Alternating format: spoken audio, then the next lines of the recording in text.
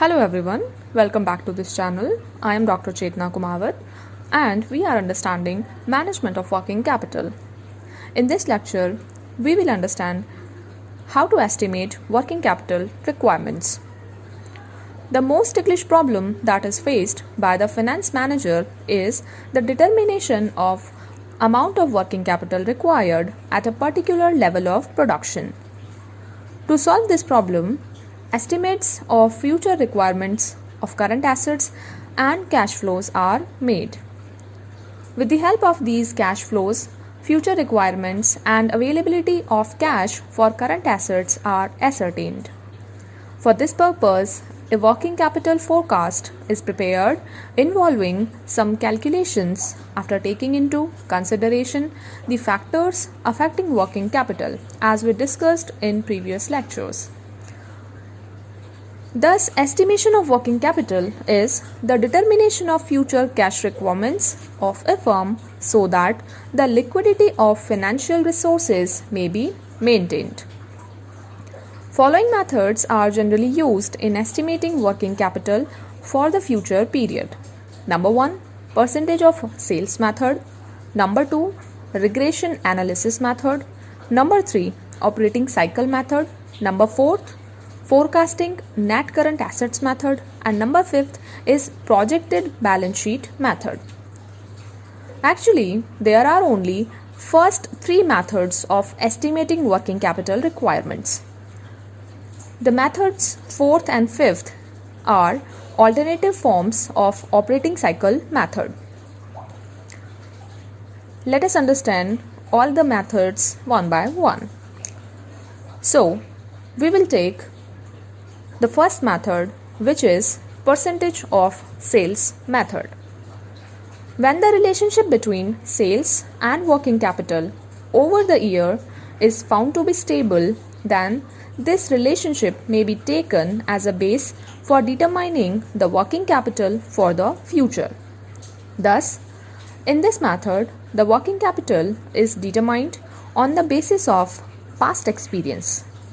For example, if during the year 2019 and 20, the sales of a company are 140 crore and inventory is 35 crores, whereas it is anticipated that the sales of the company will reach 196 crore for the year 19, 20 and 21. It means the inventory is 25%. How we calculated this? We calculated this by dividing 35 by 140 and multiplying it by 100 of sales during the year 2019 and 20. And if this relationship remains stable, then inventory should be rupees 49 crores, which is 25% of rupees 196 crore anticipated sales during the year 2020 and 21. In this way, the level of working capital and its each components is determined. This method is simple, easy to understand, and useful for projecting relatively short-term changes in working capital. However, this method cannot be universally applied because the assumption of linear relationship between sales and working capital may not hold good in all the cases.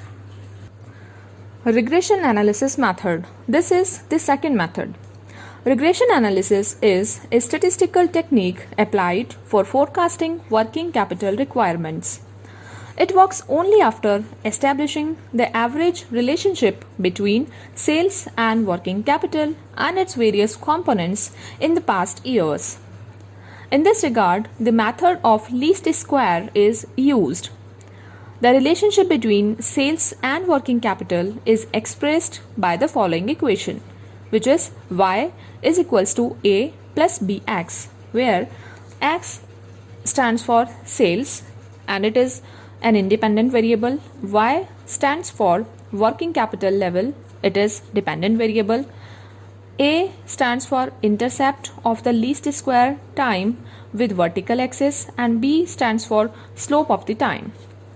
The value of a and b are obtained by using a set of two linear equations known as normal equations in two unknowns as given below, which is sigma y is equals to an a plus b sigma x, and sigma xy is equals to a sigma x plus b sigma x square. The constant a and b can be calculated with the following formula. So by using this formula, we can ascertain the requirement of working capital. The third method is operating cycle method. This is the best technique for estimating future cash working capital of a firm. Under this method, total operating expenses for a period are divided by the number of operating cycles in the relevant period to find out the cash cost of working capital. Thus, the computation of total operating expenses, operating cycle period, and number of operating cycles in the year is essential for estimating the amount of working capital as discussed below. Operating expenses. These expenses include purchase of raw materials, direct labor cost, fuel and power, administrative and selling and distribution expenses for a specific period for which estimates can be obtained from cost records. Depreciation and amortization of intangible assets are not included in these expenses, being non-cash items. Similarly, tax and dividend, being appropriation of profits, are also excluded from these expenses. Capital expenses are also not included in it. While estimating the amount of these expenses, facts like changes in product mix, introduction of a new product, or discontinuation of an old product should also be considered. Moreover, adjustments should be made for the changes occurring in expenses and price level due to internal and environmental factors. Operating cycle period. Period of operating cycle means the total number of days involved in the different stages of operation, commencing from the purchase of raw materials and ending with collection of sale proceeds from debtors after adjusting the number of days credit allowed by suppliers. Thus, the operating cycle is the total period involved in different stages of operations, which may be calculated by using the following formula. OC is equals to M plus W plus F plus D minus C. Here, OC stands for operating cycle period, M stands for material storage period, W stands for work in progress or conversion period, F stands for finished goods storage period, D stands for debtors collection period, and C stands for creditors payment period.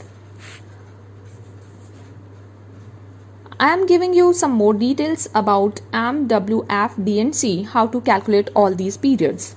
Material storage period, which is M, is the period for which raw material will remain in stores before they are issued for production. It is calculated as follows: average stock of raw materials divided by daily average consumption, or average stock of raw materials divided by material consumed during the year, multiplying it by 365, or opening stock plus closing stock divided by 2 whole divided by material consumed for the year divided by 365. WIP or conversion period is the time taken in converting the raw material into finished goods. It is calculated as follows: average stock of work in progress divided by daily average production cost, or average stock of work in progress divided by total production cost multiplying by 365. Finished goods storage period is the period for which goods have to remain in the warehouse before sales taken place. It is calculated as follows: average stock of finished goods divided by daily average cost of goods sold, or average stock of finished goods divided by total cost of goods sold multiplying by 365. Cost of goods sold is calculated by adding excise duty in the factory cost after adjusting opening and closing stock of finished goods. Administration and selling and distribution expenses are not considered in it, as a stock of finished goods is valued at production or factory cost in financial accounting. Debtors collection period is the time lag in payments by debtors or credit period allowed to debtors. It is calculated as follows: average debtors plus bills receivable divided by credit sales per day, or average receivables divided by total credit sales multiplying by 365. Creditors payment period is the length of credit period available from trade creditors or credit period allowed by suppliers. It is calculated as follows: average creditors plus bills payable divided by credit purchase per day, or average payables divided by total credit purchases into 365. Here are some points to be considered with regard to above formula. The average value in the numerator stands for the average of opening balance and closing balance of the respective item. However, if only the closing balance is available, then even the closing balance may be taken as average. The figure 365 represents number of days in a year. However, there is no hard and fast rule, and sometimes even 360 days are considered. In the calculation of M, W, F, D and C, the denominator is calculated at cost basis and the profit margin is excluded. The reason being that there is no investment of funds in profits. In absence of any information, total purchases and total sales be treated as credit. Now, how to calculate number of operating cycles? Let's understand. The number of operating cycles in a period are determined by dividing the number of days in a year, that is 365, by the length of net operating cycle, expressed as formula 365 divided by operating cycle period. Amount of working capital. Once the operating expenses and the number of operating cycles have been determined, the amount of actual working capital required is calculated by dividing the total operating expenses for the period by the number of operating cycles in that period. For example, if the total operating expenses for the year amounts to Rs 45,000 and the number of operating cycles in a year are assumed to be 3, the amount of working capital would be Rs 15,000. 45,000 divided by 3. So, what is the formula of it? Operating expenses divided by number of operating cycles. Alternatively, the working capital may be calculated by using the following formula. Working capital, which is WC, is equals to C plus OC by N multiplied by CS, where WC is working capital, C stands for cash balance required, OC stands for operating cycle period, CS is estimated cost of goods sold, and N is number of days in a year. The last point is provision for contingencies. After ascertaining the amount of working capital as above, a certain amount, say 5% or 10%, may be added to cover contingencies. It is to be noted that facts based on estimates may not be 100% accurate. Therefore, this provision is made to cover the probable error in these calculations. So this is it for the chapter Management of Working Capital. I hope you guys are able to understand how to calculate working capital. Thank you so much for your patience and listening to it. Have a good day.